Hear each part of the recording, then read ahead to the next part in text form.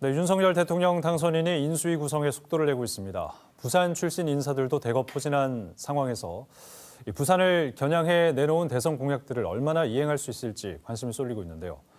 부경대 정치외교학과 차지공 교수와 함께 좀 더 자세한 얘기 나눠보도록 하겠습니다. 교수님 어서 오십시오. 예, 안녕하십니까. 지금 인수위가 차기 정부 구성을 위한 어떤 밑그림 그려가고 있습니다. 네네. 뭐 청와대 이전, 네. 뭐 또 지방 분권 뭐 이런 부분에 네네. 있어서 여러 가지 지금 이슈들이 나오고 있는데 네. 일단 인수위에 부산과 관련된 인사들이 좀 많이 포진해 있는 그런 상황입니까? 또 이분들이 어떤 영향력을 좀 행사할 수 있는 그런 상태인가요? 예, 저는 뭐 전체적으로 봐서 한 18분 정도 지금 확정된 걸로 돼 있는데 그중에 한 예. 5분 정도가 사실 부산 인사로 거론되거나 혹시 뭐 확정된 분들이 있어서 네. 상당히 많은 포션은 맞다. 그렇게 생각을 합니다. 일단은 뭐 위원장이신 안철수 위원장부터 부산 분이시고요. 예. 그다음에 또 박수영 특별보좌역, 그다음에 장재원 당선인 비서실장, 뭐 그다음에 김미애 또 의원도 지금 위원으로 좀 거론이 되고 있는 부분이 있고 또 박순애 위원도 또 부산 출신이시고 뭐 이런 부분들이 있긴 합니다만 저는 좀 안타까지 한 가지 좀 아쉬운 부분은 좀 핵심 분과라고 할 수 있는 경제 1, 2분과에 네. 부산 분들이 조금 진출을 해야 되지 않겠냐 부산 출신이. 근데 그 네. 부분은 완전히 빠져 있어서 좀 그런 부분이 좀 아쉽다. 근데 결국은 이제 어떤 분들이 들어가느냐도 중요하겠지만 그분들이 정말 들어가서 부산을 아끼는 마음, 의지 이런 것들을 제대로 갖고 있고 그걸 정말 인수위 과정에서 좀 실천에 옮기느냐. 저는 그게 더 중요한데 그건 여전히 좀 의문스럽다 그렇게 볼 수 있겠습니다. 예. 이제 국정 과제에 네. 지역의 지금 부산의 현안들이 얼마나 반영이 되느냐가 또 중요한 부분 아니겠습니까? 그렇죠. 예. 그것을 위해서 앞서 뭐 부산시에서도 지금 움직이고 있는 것 네네. 같은데 지역 균형 발전 특위 이게 이제 인수위에 네네. 처음 예. 만들어지게 된 건데 아무래도 지역 현안에 좀 도움이 될 수 있는 저는 그런 되게 환경이라고 도움이 될 보죠. 거라고 봅니다. 왜냐하면 사실 이게 원래 애초 계획에는 없었는데 예. 이게 이제 그 박형준 부산시장하고 또 이철우 경북도지사라든지 오세훈 서울시장하고 윤 당선인이 이제 그 통화하는 과정에서 그 제안을 예. 받았던 것 같습니다. 그래서 이제 예. 새롭게 생겨난 부분이어서 저는 윤 당선인한테 이제 그런 광역단체장들이 굉장히 그 지방분권 균형 발전에 대한 강력한 의지를 갖게 해서 만들어진 부분이라는 걸 저는 굉장히 큰 의의가 있다고 보고 예. 그다음에 인수위에서 그렇게 TF가 꾸려진다는 거는 그게 국정과제의 상위 아젠다로 갈 가능성이 꽤 있다는 걸 의미하는 겁니다. 그래서 네. 결국은 균형 발전 분야에 대해서 윤 정부에서는 신경을 쓸 수밖에 없는 상황이 될 거다. 뭐 그런 점에서는 저는 굉장히 좋은 정신호다 그렇게 볼 수 있을 것 같습니다. 예. 근데 지금 그 윤 당선인이 네. 부산의 산업은행을 이제 이전시키겠다라는 네네. 공약을 얘기를 했고 네. 이제 인수위 이 지금 과정에서도 그 얘기가 좀 나오고 있는데 네네. 정작 산업은행 측에서는 지금 뭐 부정적인 그런 의견을 계속 내고 있습니다. 이거 어떻게 좀 풀 수 있을까요? 저는 산업은행 노사가 모두 사실 예. 반대하고 있고 그것도 노사의 반대도 다른 국책은행이라든지 이전에 예상되는 금융공기업들하고 연대해서 지금 반대하고 있기 때문에 상당히 난관이 있을 거라고는 봅니다만 저는 굉장히 중요한 게 청와대의 의지 그다음에 대통령의 의지가 굉장히 중요하다고 봅니다. 그런 네. 관점에서는 저는 그 의지의 수준은 대단히 윤 당선인이 높고 자기가 또 수도 없이 공약을 한 거기 때문에 이번에 약속을 안 지킬 수 없는 상황이다. 그런 점에서 저는 굉장히 좀 상황은 좋은 상황이다. 그렇게 네. 봅니다. 그렇지만 이게 무조건 대통령이 또 무조건 그 의지만 갖고 있다고 되는 게 아니거든요. 일단 산업은행법에 보면 4조 1항에 서울에 본사를 두게 돼 있습니다. 그 네. 부분을 또 개정을 해야 되고 지금 이제 국회에 그런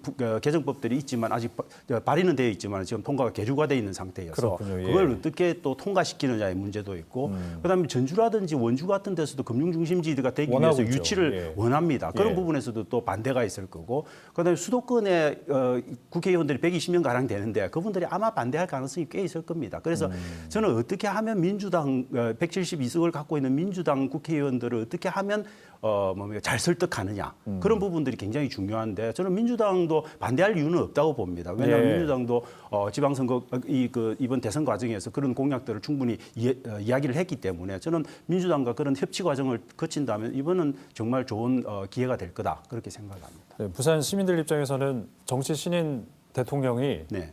얼마나 이 협치의 능력을 보여주는지 네. 산업은행 이전과 관련해서 어떤 모습을 보여줄지 보면 좀 판단이 설 수 있겠네요. 저는 그게 이제 리트머스 예. 시험지가 될 거다라고 봅니다. 알겠습니다. 자 그리고 이 코로나19를 겪으면서 지역 의료 시스템에 대한 네. 보완 이게 상당히 지금 또 중요한 화두로 그렇죠. 떠오르고 있지 않습니까? 침례병원, 공공병원 이거는 어떻게 좀 풀 수 있을까요? 부산시에서는 계속 요구를 하고 있는 상황. 부산시에서는 지속적으로 예. 요구하고 지역사회에서 지속적으로 요구를 해왔습니다. 그런데 예, 이제 예. 좀 아쉬웠던 부분은 지난 이제 문재인 정부에서 2차 공공보건의료 기본계획안이 마련됐는데 거기에 들어갈 거라고 예상을 했는데 들어가지 않았거든요. 그래서 예. 좀 실망스러운 부분이 있었는데 그럼에도 불구하고 저는 부산시가 일단 그 부지 매입에 성공을 했습니다. 한 500억 가량을 들여서 부지 매입에 성공을 했고, 그다음에 또 부산시가 실시한 그 용역의 결과가 굉장히 좋게 나왔습니다. 그래서 비용 편익 분석에서 1.1 정도를 나와서 굉장히 좋게 받았고, 그다음에 또 민간 투자 적격성 심사도 굉장히 좋은 조건으로 나왔거든요. 그래서 네. 저는 분위기는 굉장히 좋기 때문에 이게 보건복지부가 윤 당선인의 어떤 압력하에서 조금만 결심하게 되면 저는 쉽게 될 거다. 대신에 이제 공공 어려움 같은 정식 어려움은 되게 어려울 거고 아마도 보건복지부 산하에 있는 국민건강보험관리공단에서 하는 보험자 병원이라는 게 있습니다. 예, 예. 그런 방식으로 좀 우회적으로 또 하면 되지 않을까. 저는 충분히 가능성이 있다 그렇게 봅니다. 네, 부산의 새로운 도약을 위한 보다 큰 그림을 좀 더 얘기를 해보자면 아무래도 엑스포 추진 그리고 네. 신공항 건설 아니겠습니까? 네. 지금 어떻게 이 새로 들어올 윤석열 정부에서 뭐 약속은 했습니다만 네. 탄력적으로 좀 추진이 될까요? 어떻게 보십니까? 저는 자기의 제일 공약인데 네. 지키지 않으면 그건 뭐 당선인이 사실 거짓말을 한 거기 때문에 저는 지킬 수밖에 없을 거다라고 생각을 합니다. 예. 그런데 이제 중요한 것은 저는 이 과정에서도 사실 이제 협치가 굉장히 좀 중요한 부분들이 있고 네. 그다음에 특히 대통령이 좀 적극 나서가지고 지금은 이제 국무총리가 그걸 좀 관장하는 걸로 돼 있는데 저는 예. 대통령으로 좀 격상해가지고 대통령이 직접 나와서 챙기는 모습을 보여주고 또 부산시에서도 뭔가 전담 조직을 만들어서 그런 대통령의 의지를 좀 뒷받침 하고 그다음에 또 계획서 이제 유치 계획서를 또 작성해서 내게 돼 있습니다. 최종 그 유치 계획서를 좀 더 면밀하게 작성을 하고 보여주고 이러면은 저는 전체적으로 분위기는 지금 근데 우크라이나 사태 때문에 모스크바가 가장 강력한 경쟁 도시였는데 그 부분이 조금 이렇게 어려운 상태이기 때문에 예. 저는 부산이 유치할 수 있는 가능성도 꽤 된다. 근데 중요한 것은 얼마만큼 그 가덕 신공항이라든지 그다음에 북한 재개발. 예. 북한 제2개발 예. 그 부분에 있어서 예비 타당성 조사라든지 이런 일정들이 있는데 그 일정들을 얼마만큼 정부가 의지를 갖고 좀 생략하고 간결화시키면서 가느냐. 저는 그게 정부의 의지를 드러내는 굉장히 중요한 시험지다 그렇게 봅니다. 네, 선거 과정에서의 그 의지를 네. 계속해서 이어줄 수 있을지 그걸 한번 지켜봐야 되겠습니다. 저는 뭐 대통령한테 요구가 얼마만큼 압력을 하느냐. 그러니까 시민들이 그 감시의 눈을 계속 주고 있어야 되는 거죠. 알겠습니다. 뭐 어떻게 보면 그런 면에서 또 지방 선거가 네.